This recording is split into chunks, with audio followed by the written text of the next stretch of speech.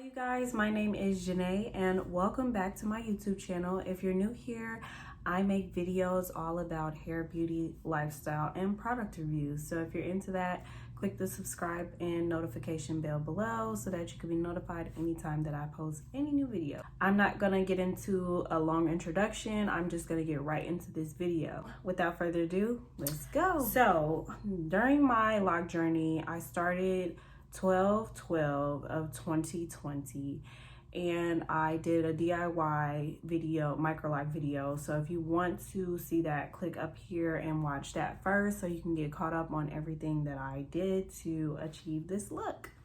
Recently I posted a video of just like a video collage, so if you want to also watch that as well over my 1-year loc journey. This video is going to go into a little bit more detail as to those who want to understand and know what it's like, what the first year of being MicroLoc was like. If you catch me looking down, I'm looking at my laptop to make sure I cover everything. But to start off, the first month of my MicroLoc journey was basically, it kind of started off very much like the look was very cute, but it was different. So I'll insert a couple pictures as I'm talking about this, but at first it started off really cute. The length was kind of there, but it was thin. It isn't like how it is now. And I got a lot of shrinkage and a lot of frizz during the first month. But the first month was pretty well, you know, it went by pretty good. Also as well, I was just starting to learn like what I really liked and what I didn't like. And basically the first month, the first half of my hair, I was doing like 2-point rotation, and the back I was doing 3-point rotation. And throughout my journey, I switched it to the 4-point rotation method all around. So that's what I'm doing now. Also, I'm recording this video, but I'm over a year and a half recording this. So my hair right now is, I'll insert it because I'm not exactly sure, but I believe 1 year and 8 months. But yeah, month 1, 2, and 3 was basically just shrinkage. And so month 2 was more bunching, and I was doing a lot of like braid outs and twist outs. And I came across multiple videos where they were like, don't do a lot of braid outs and twist outs because it's just slowing down the locking process. And I truly believe that. Also, my journey is a little bit different than a lot of other people's because 3 months into my MicroLoc journey, I got pregnant. And I got very sick during my pregnancy. I was sick for the most of the pregnancy. A good 6 out of the 9 months I was mainly sick. So 3 through 6, my reties, usually I retie my hair every 6 weeks.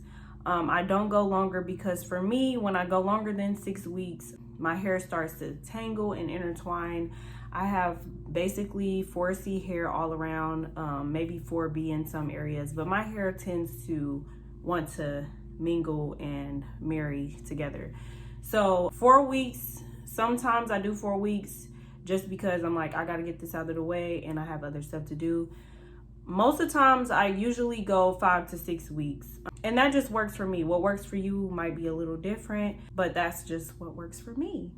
But yeah, months 3 through 6, I didn't really retie my hair on that schedule because I was very sick with hyperemesis gravidarum during my pregnancy. We'll do a video on that. That's a whole nother topic though. But yeah, so it was, I wasn't doing a lot of braid outs anymore. I wasn't doing a lot of anything. So when I first started my MicroLoc journey, I was spraying my hair with water daily, just a little light mist, and also oiling my scalp, putting leave-in conditioner just very lightly in like maybe like once or twice every 2 weeks.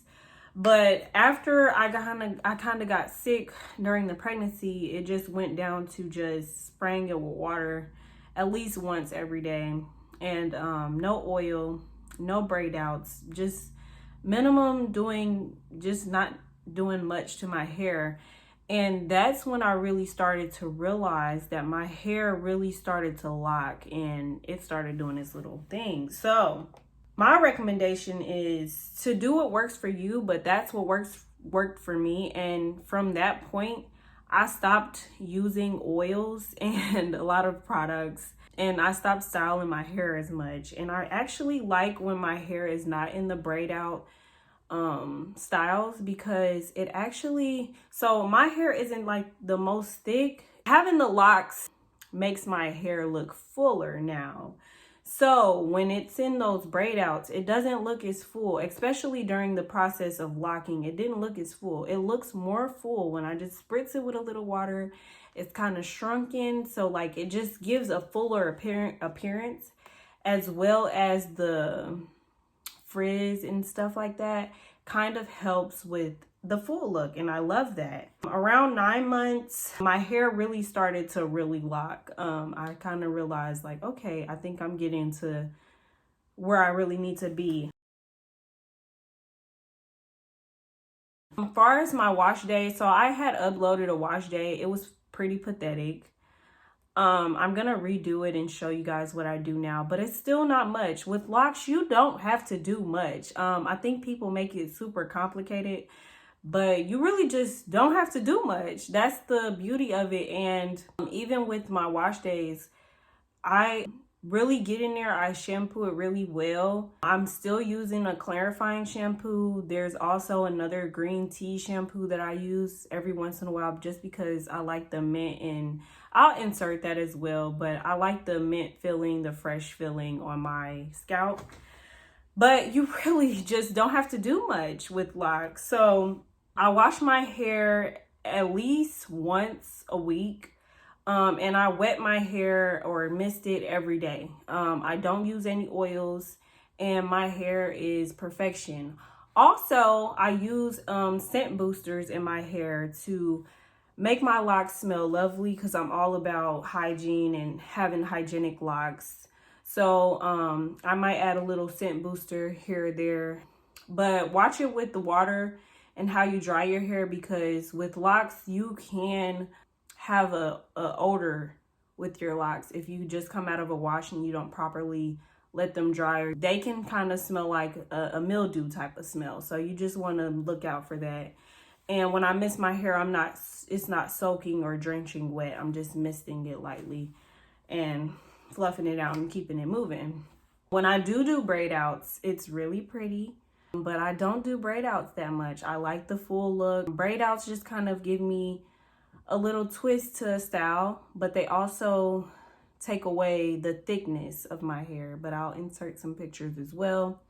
I have lock tools. I ordered some off Amazon. I redo all my reties. I've never been to a loctician, so that's all on me as well. And I was thinking about dyeing my ends or bleaching them just to give it a new little look. But I think I'm just gonna leave my hair alone. So we're gonna get into my scalp so you guys can see what I'm looking like today. So let's get into the scalp. So this is me now. I really don't like showing my forehead, so I'm gonna just keep it at this. My sides are thinner, but they've thickened up. My parts are pretty much still there.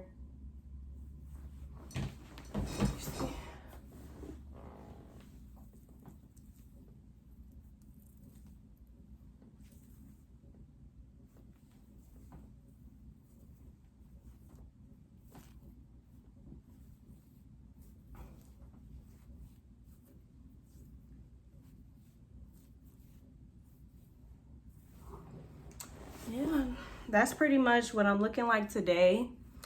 Also, I did lose a few locks. I'll insert.